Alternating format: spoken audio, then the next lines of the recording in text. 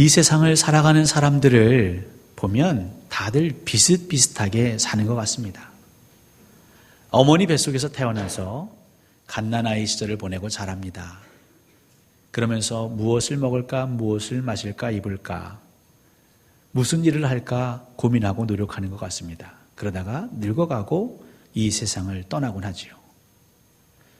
이 지구상에 살아가는 사람들이 다 비슷한 듯한데, 하지만 조금만 더 그들 곁으로 다가가면 아주 그 모습이 다양합니다. 가지각색입니다. 천태만상입니다.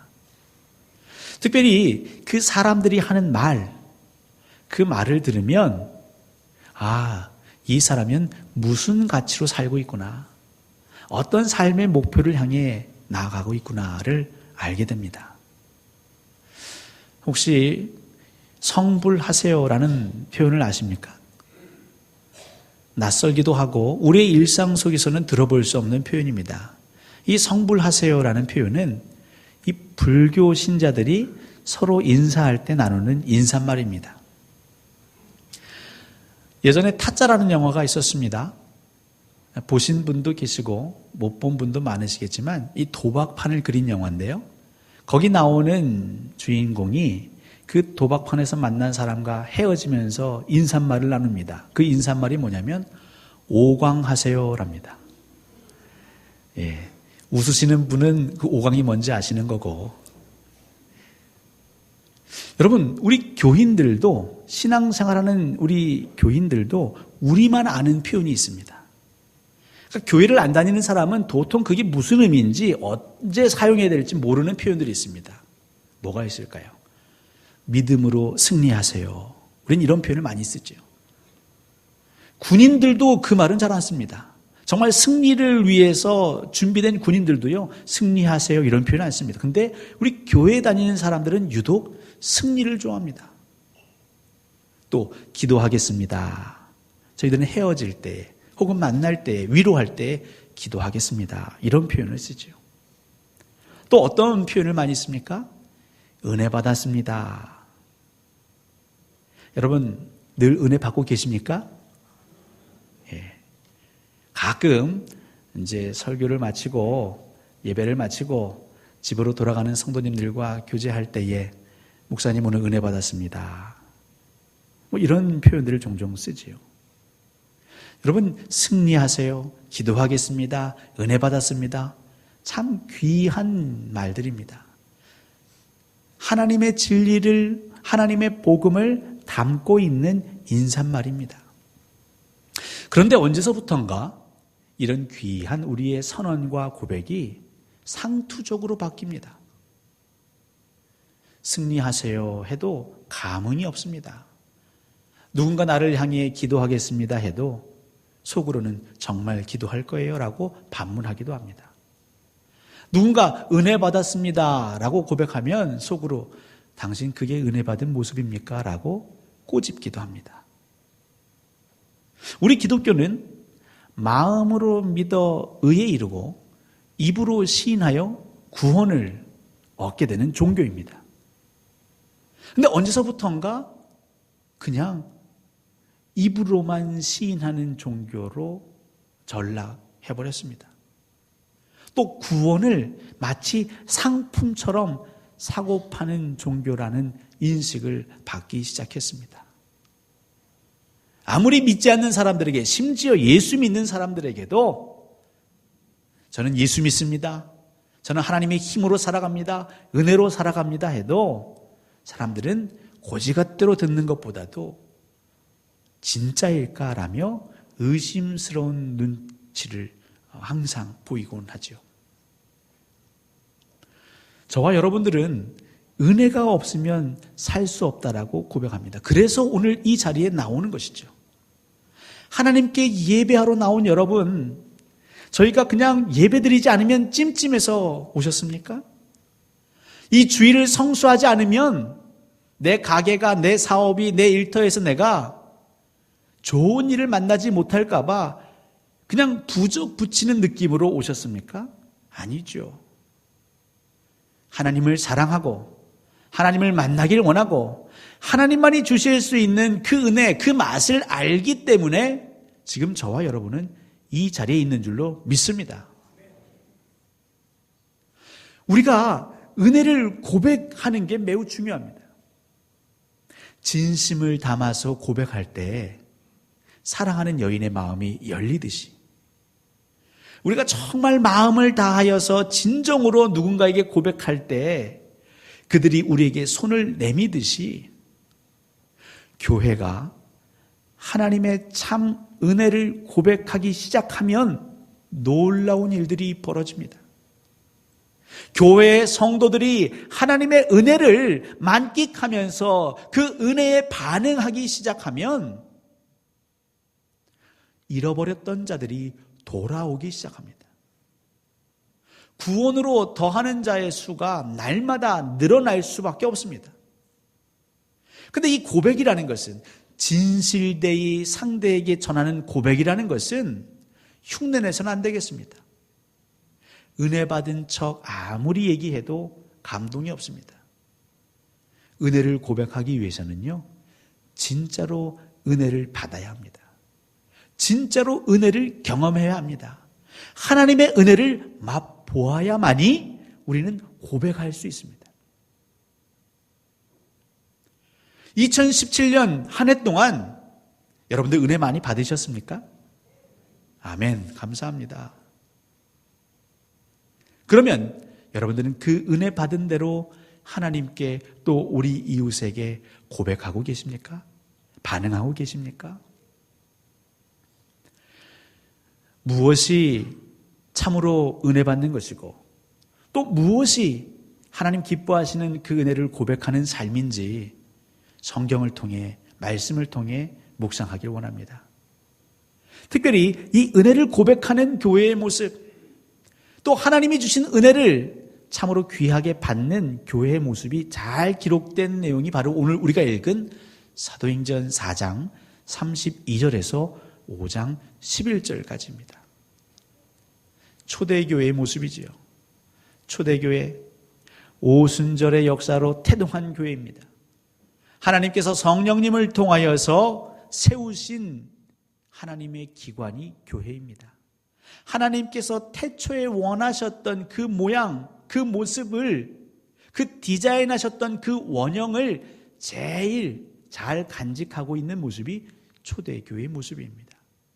이 초대교회의 모습을 통해 우리는 그 영적 원리를 깨닫고 우리의 삶에 적용하여서 우리 모든 성도님들이 올해보다 더 내년에 은혜를 풍성히 누리고 은혜를 고백하시기를 간절히 소원하고 축원합니다. 여러분, 이 4장 32절부터 5장 11절까지 오늘 설교를 한다고 하면 벌써 마음이 무거워지시죠? 저 많은 내용을 언제 다 끝내시려나? 오늘 예배가 1시간으로 끝나기는 틀린 것 같다. 여러분, 저를 믿어주십시오. 시계 안 보셔도 됩니다. 여러분, 이 긴 본문을 사실 좀 나눠볼 필요가 있습니다. 우리가 식사를 할 때에 단단한 음식을 먹을 때 소화를 잘 시키기 위해서 그 음식이 양분으로 잘 흡수되기 위해서는요, 1차적으로 무엇을 해야 되냐면 우리 입 안에서 잘게 씹어줘야 합니다. 때로는 성경 말씀도 잘 나눠보면 그 안에서 의미가 발견됩니다. 이 문단 나누기를 잘 해야 된다는 것이죠. 이 4장 32절부터 5장 11절까지를 그냥 쭉 읽어가셔도 괜찮겠지만 한번 문단을 뚝 나눠서 구조를 통해서 봐도 좋겠습니다. 필요하시다면 여러분 그때 성경을 보셔도 좋습니다. 여러분, 제가 주석을 참조한 게 아니라 성경을 계속 읽으면서 하나님 주시는 감동으로 나름 문단을 나눠봤는데요. 제가 나눈 문단은 이렇습니다. 4장 32절부터 35절까지가 한 문단입니다. 눈치 빠른 분들은 아시겠죠? 오늘은 거기까지만 설교할 겁니다. 이제 마음이 좀 놓이십니까? 예, 길지 않죠. 그러면 그 다음 문단은요, 4장 36절부터 5장 11절까지입니다. 기네요. 다음 주 설교는 길까요? 네, 그렇지 않습니다. 이 두 문단으로 나누었습니다. 그럼 첫 번째 문단에는 무엇이 기록되어 있느냐? 초대교회 성도들이 믿는 무리들이 무슨 은혜를 받았는지, 그리고 그 받은 은혜에 그들이 어떻게 반응하고 있는지를 아주 일목요연하게 잘 정리해 두고 있습니다. 그리고 두 번째 문단에서는요, 그 첫 번째 문단에서 초대교회 성도들이 받았던 은혜와 그들이 고백했던 은혜에 대한 구체적인 사례, 신뢰가 적혀 있는 것입니다. 자, 오늘은 이 첫 번째 문단 4장 32절에서 35절까지를 함께 살펴보겠습니다. 특별히 종교개혁자 칼빈은 이 4장 32절부터 37절을 주석할 때에 이 기사를 읽으며 감동을 받지 못하는 자가 있다면 그 사람의 마음은 강철보다도 더 굳은 마음을 가지고 있음이 분명하다, 이렇게 기록하고 있습니다. 여러분, 우리가 읽을 이 32절부터 35절까지의 본문을 우리가 거룩한 독서를 하면, 성령님께서 조명하시는 대로 이 말씀을 우리가 먹어 섭취해서 배에, 창자에 채워 넣게 되면 우리 안에서 희열과 감격과 감동이 일어날 수밖에 없다. 만약에 이 현상이 우리 안에서 일어나지 않는다면 우리의 마음이 굳은 마음일 수 있다, 완악한 마음일 수 있다는 거죠. 지금 사실 제가 여러분들의 얼굴을 싹 보아하니 근심하는 분들이 몇 분 계십니다. 오늘 본문 뭐야? 은혜를 받으면 그럼 내 소유를 팔아야 된다는 건가? 이럴 줄 알았다. 임도환 목사 부임해서 헌금 설교 안 하는 줄 알았는데 드디어 올 것이 왔구나. 헌금 많이 하라는 건가? 집과 밭을 팔라는 건가? 여러분, 아닙니다. 저 그런 사람 아닙니다. 하나님께서 원하시는 은혜의 고백은 그 정도의 수준이 아닙니다. 과연 어떤 것인지 우리 한번 살펴보겠습니다. 초대교회 성도들은 은혜를 받았습니다. 그리고 그 은혜에 반응하는 고백을 했죠. 그것이 32절부터 35절까지인데요. 사실 이 문단도 두 개로 나눠봐야 합니다. 오늘 계속 나누기만 할 겁니다. 32절로 나누고 33절부터 35절로 나눌 수 있습니다. 32절에 기록된 내용을 사실 33절부터 35절에서 또 반복하고 있는 겁니다. 더 부연 설명하고 있는 겁니다. 그러니까 32절에서 초대교회 성도들이 은혜 받았고 그 은혜에 반응한, 고백한 그 모습을 33절부터 35절에서 좀 더 자세하게 설명하고 있고, 그리고 36절부터 5장 11절까지는요 거기에 대한 구체적인 사례로 반증하고 있는 거죠. 다시 말해서 우리가 오늘 읽은 본문은 같은 메시지가 3번 반복되는 겁니다. 32절의 핵심 메시지가 3번 반복되는 겁니다. 성경을 좀 읽고 성경 내용을 좀 들어보신 분들은 아시죠? 하나님의 말씀에 같은 내용이 2번만 반복돼도 그건 뭘 의미합니까? 중요하다, 강조를 의미합니다. 근데 오늘 본문은 3번이나 강조하고 있습니다. 반복하고 있습니다. 이건 매우 몹시 중요하다. 믿는 무리라면 이 내용에 대해서 반드시 우리가 숙지해야 한다. 이것을 붙들고 살아야 한다. 이것 없이 사는 건 공허한 믿음이 될 수 있다는 걸 우리에게 말씀하고 계신 겁니다. 여러분, 32절이 그러니까 굉장히 중요한 거겠죠. 여러분, 32절을 딱 보십시오. 중간에 갈라지는 게 보이십니까? 나눠지는 게 보이십니까? 어디서 갈라질까요? 믿는 무리가 한 마음과 한 뜻이 되어, 여기서 한번 갈라집니다. 바로 이게 초대교회가 받은 은혜를 설명하고 있습니다. 초대교회가 어떤 은혜를 받았는가? 한 마음과 한 뜻이 되어, 이게 그들이 받은 은혜입니다. 그럼 그 뒤에 기록된 내용은요, 모든 물건을 서로 통용하고 자기 재물을 조금이라도 자기 것이라 하는 이가 하나도 없더라. 이것은 그들의 믿음의 고백, 믿음의 반응, 은혜 받은 것에 대한 그들의 반응이 그 뒤에 적혀 있습니다. 자, 33절부터 35절은 32절을 다시 더 설명한 거라고 했죠. 33절이 무엇입니까? 그들이 은혜 받은 내용이 적혀 있습니다. 33절 한번 보시겠습니까? 사도들이 큰 권능으로 주 예수의 부활을 증언하니 무리가 뭘 받았습니까? 큰 은혜를 받아. 은혜 받은 게 적혀 있죠. 그럼 34절부터 35절은 또 무엇이 적혀 있을까요? 그 받은 은혜에 대한 고백, 그 받은 은혜에 대한 반응이 적혀 있습니다. 그러니까 지금 오늘 본문은 계속 어떤 구조냐면 은혜를 받고 그 은혜를 고백하고 은혜를 받고 그 은혜를 고백하는 내용이 계속 반복되고 있습니다. 그러니까 하나님이 이 구조를 통해서 우리에게 뭘 말씀하시냐면 믿는 무리들아, 예배하는 성도들아, 먼저는 우리가 무엇 해야 한다? 은혜를 받아야 한다는 것이죠. 은혜를 경험하고 은혜를 맛보셔야 합니다. 오늘 예배를 드리시는 여러분들에게 하나님께서 은혜 주실 줄 믿습니다. 여러분들이 그 은혜를 맛보고 경험하시기를 간절히 소원합니다. 여러분, 이 초대교회에 믿는 무리는 믿는 성도인데 이 성도들이 받은 은혜는 무엇일까요? 31절에 2절에 기록된 것은요, 그들이 한 마음과 한 뜻이 되어 이 은혜를 받았습니다. 에베소서 4장 3절 말씀을 기억하십니까? 평안의 줄로 매는 성령께서 우리를 하나 되게 하시는 것을 우리가 굳세게 지켜라 말씀하십니다. 하나 되게 하시는 것은, 여러분 이건 외우십시오. 하나 되게 하시는 것은 오직 누구의 역사냐면 보혜사 성령 하나님의 역사입니다. 성령님이 아니고서는 우리가 한 마음이 될 수도 없고 성령님이 아니고서는 우리가 한 뜻이 될 수 없습니다.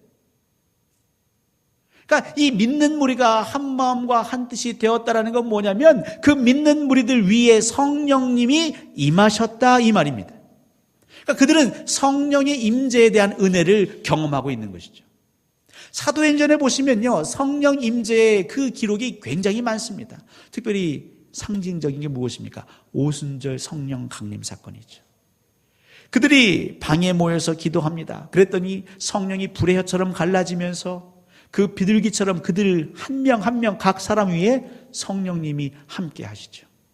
오늘 예배하시는 여러분은 그 10년 가운데에 우리 보혜사 성령께서 임하시기를 간절히 축원합니다.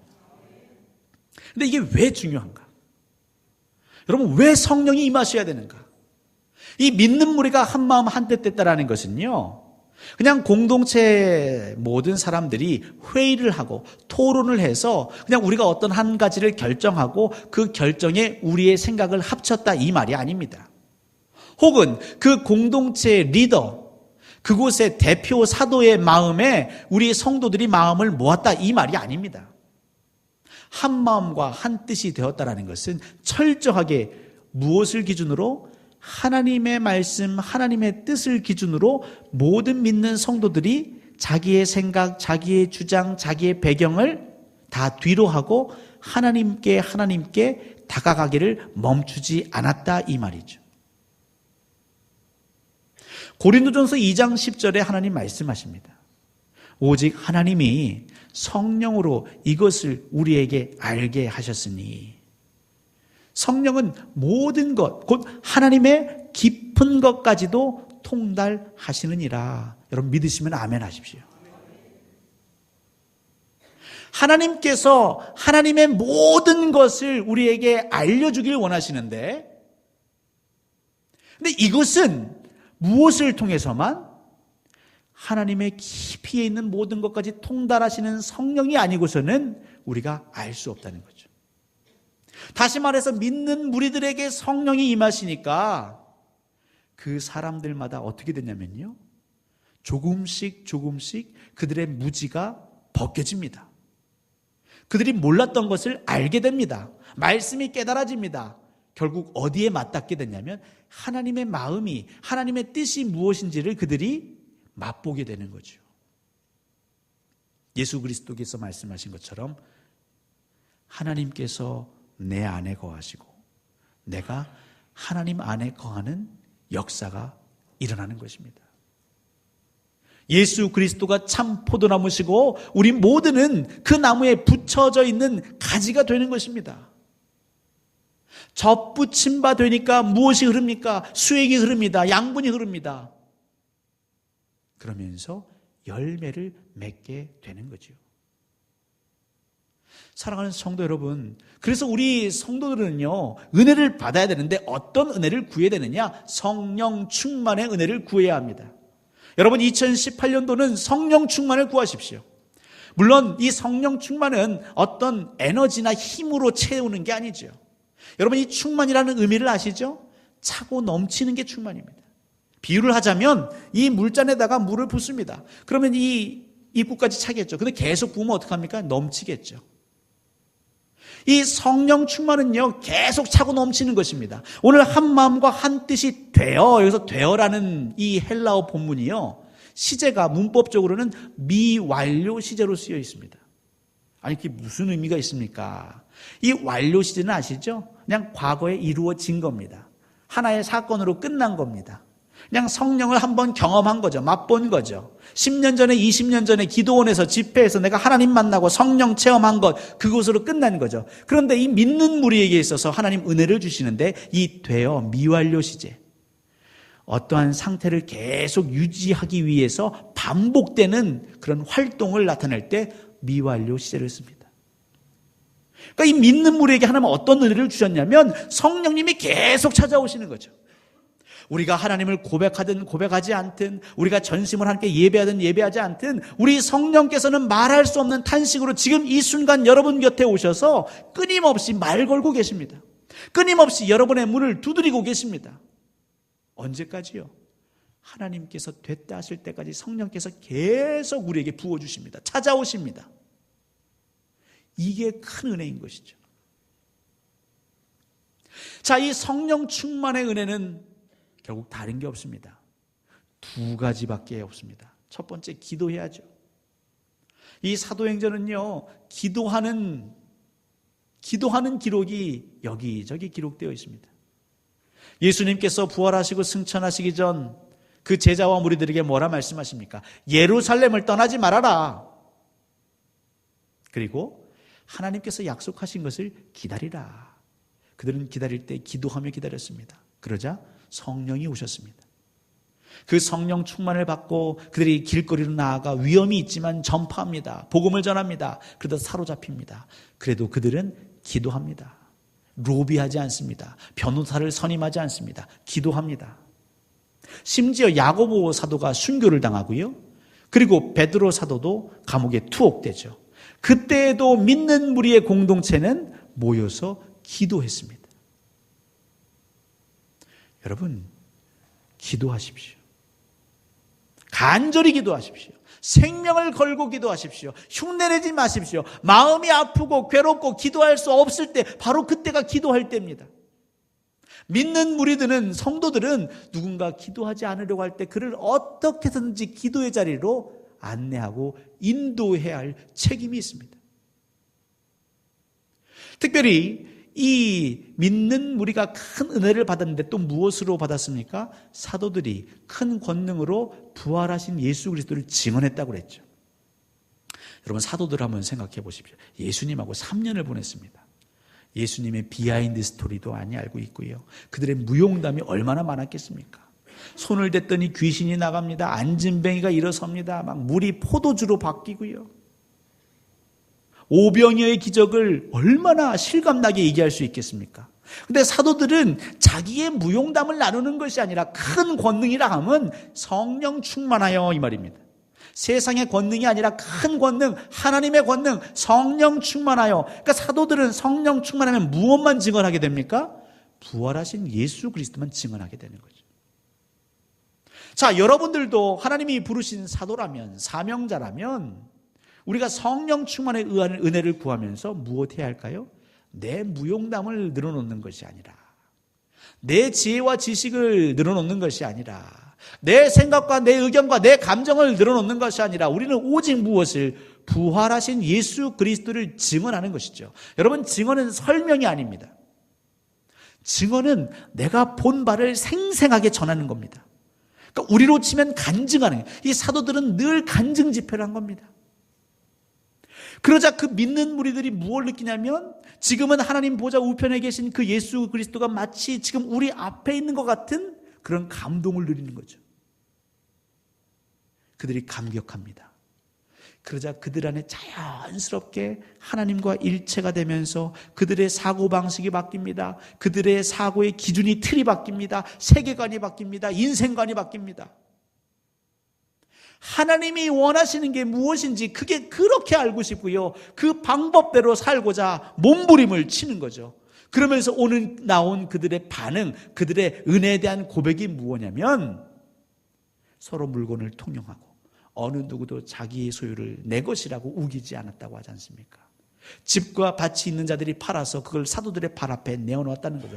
이것은 헌금만 했다는 게 아니고 그들 안에 이전에는 몰랐던 자유를 맛보다 보니까 옛날 육의 삶을 살았을 때에 내 안에 가득했던 소유욕, 재물욕, 명예욕, 과시욕에서부터 해방되었다는 거죠. 그것이 아무런 가치가 없음을 깨닫게 되었다는 거죠.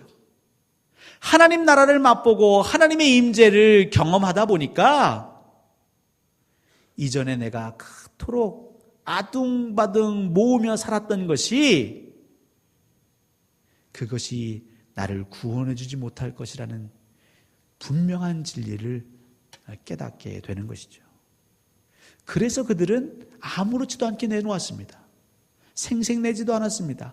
성령님께서 감동을 주시면 그냥 그들은 내어놓았습니다. 왜냐하면 나는 청지기이니까요.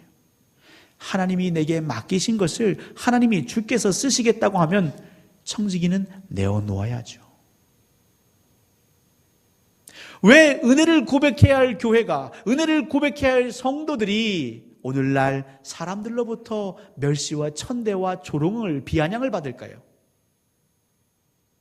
포도원을 그 종들에게 맡기고 떠난 주인의 얘기를 아시죠? 다시 주인이 돌아와 그 포도원을 다스리려고 할 때에 우리는 종들인데 여러분에게 맡기신 포도원을 어떻게 하나님께 드리셨습니까? 하나님 왜 줬다 뺏으십니까? 그건 제일 치사한 겁니다 라고 하며 그렇다면 제가 이것만 드리지요 라고 혹시 협상하지는 않으셨습니까? 아직 큰 은혜를 경험하지 못하면 그럴 수 있습니다.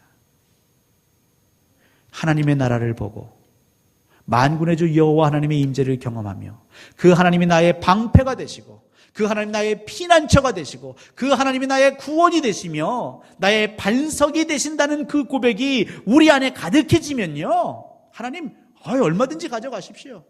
주님께서 주신 것인데요, 주님 가져가십시오. 저는 빈손이어도 염려하지 않습니다. 왜일까요?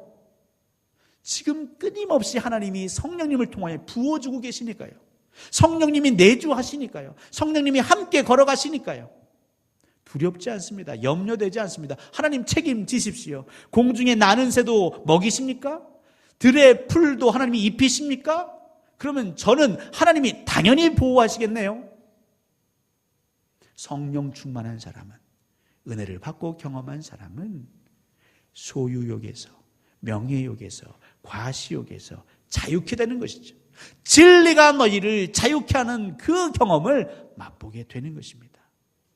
그래서 그냥 스스럼 없이 반응하는 그 고백이요, 이 세상 사람들에게는요, 이 천지가 개벽하는 것 같죠.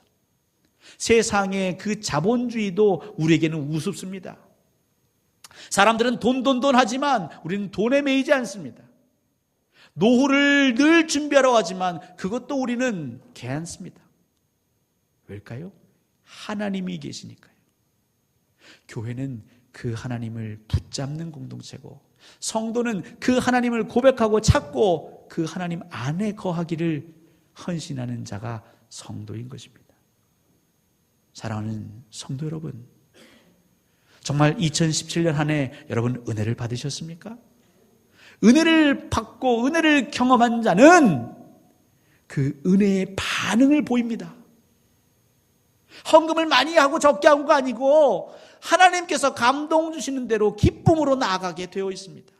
여러분 소원하십시오. 간구하십시오. 하나님 2018년도에는 올해하고 또 다른 차원의 은혜를 맛보게 하옵소서. 날마다 성령 충만하게 하옵소서. 하나님 기쁨으로 하나님이 바라시는 삶으로 제가 걸어가게 하옵소서. 저와 여러분에게 우리 하나님 그 은혜 주실 줄 믿습니다. 우리 광주 동산교회가 그 은혜를 고백하는 교회가 될 줄 믿습니다. 여러분 기도하십시오. 그리고 부활하신 예수 그리스도를 늘 가까이 동행하시는 저와 여러분 되시기를 간절히 소원합니다.